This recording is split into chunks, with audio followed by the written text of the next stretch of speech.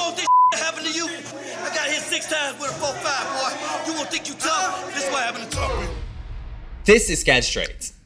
It was a government program that received billions of dollars of funding and was made into an award-winning documentary. And the winner is Scared Straight.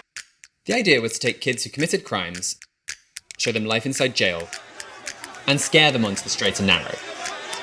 The only problem? It made kids more likely to commit crimes. This was shown by 3 meta-analyses. One study even estimated that every $1 spent on the program caused $200 of harm to society. Now, it turns out that the kids who went through the program did indeed commit fewer crimes afterwards. So everyone involved thought the program was working. But similar kids who didn't go through the program committed even fewer. So the overall effect was to make crime more likely. Hi, I'm Ben from 80,000 Hours. That's our book. And we do research to help people find satisfying careers with positive social impact. One of the questions we're most interested in is the question of what problems to work on. Should we try to reduce juvenile crime or climate change, improve health or education? If lots of approaches to solving these problems just don't work, like Scared Straight, then it could be easy to end up working on an area where we just don't have much impact. So we teamed up with some academics at Oxford and used research by a billion-dollar foundation to come up with an approach you can use to compare different problems you might work on and decide which are highest impact. We came up with 3 key questions to ask yourself, and this video is just a quick summary. First question, is the problem big in scale? The BBC, for instance, forgot to ask themselves this question when they took on this problem. How can we keep Britain's lights on? Unplug your mobile phone charger when it's not in use. People recommend lots of ways to save energy like this, so a Cambridge physics professor, David Mackay, decided to put the problem of phone chargers to the test. My name's David Mackay. I'm a physicist. I started measuring everything. First, I plugged in a phone charger, and it didn't even register on this power meter. And then another. And then another, and then another, and then another. Finally, a reading of 0.1 watts. From this, he worked out that if no mobile phone chargers were ever left plugged in ever again, it would save at most 0.01% of Britain's personal energy use. Mackay said it was like trying to bail out the Titanic with a tea strainer.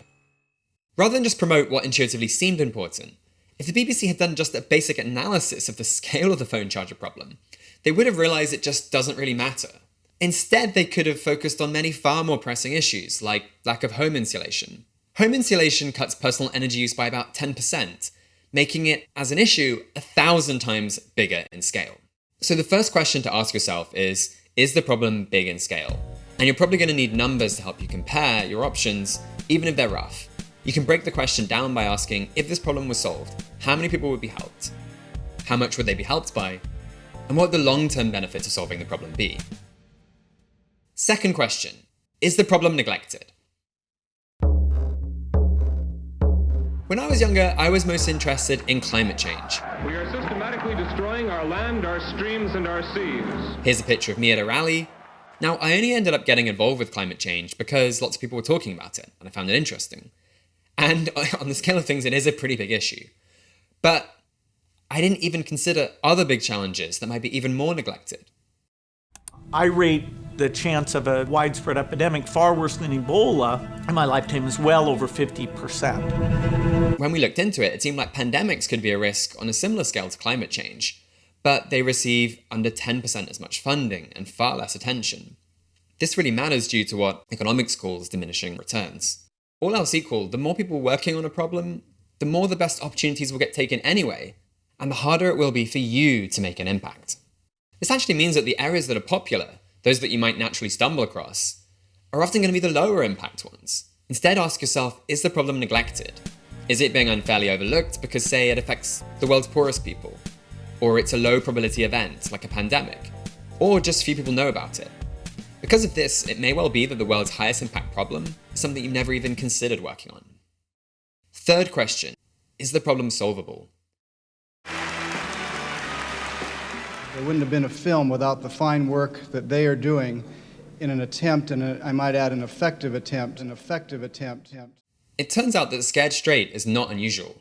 David Anderson, an expert in evidence-based policy, estimated that of social programs that have been rigorously evaluated, perhaps 75% or more turn out to produce small or no effects, and in some cases negative effects.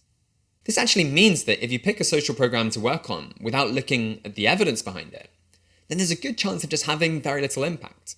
Instead, ask yourself, is the problem solvable? Is there an approach to fixing it with rigorous evidence behind it, like how lots of studies show malaria nets prevent malaria? Or maybe you can test out a new but promising approach that might be even more effective. Or maybe you know an approach to solving the problem that has a small chance of working, but if it did, would have a massive impact, like research into a key question or a political campaign. However, if the answer to all of these 3 questions is no, then it's probably better to find another problem to work on.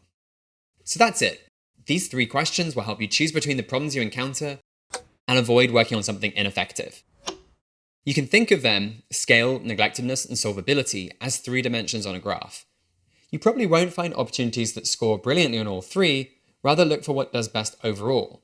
A problem that's really big and neglected could be worth tackling even if it seems hard to solve. One more thing. There's no point working on a problem in a role that you'll find boring or be bad at. So you also need to consider your chances of success in the area, what we call your personal fit. And it's where your interest in the area comes back in. We cover it and other important factors elsewhere in the Career Guide. So, what are the world's most urgent problems? What are the biggest issues that no one is talking about and possible to solve?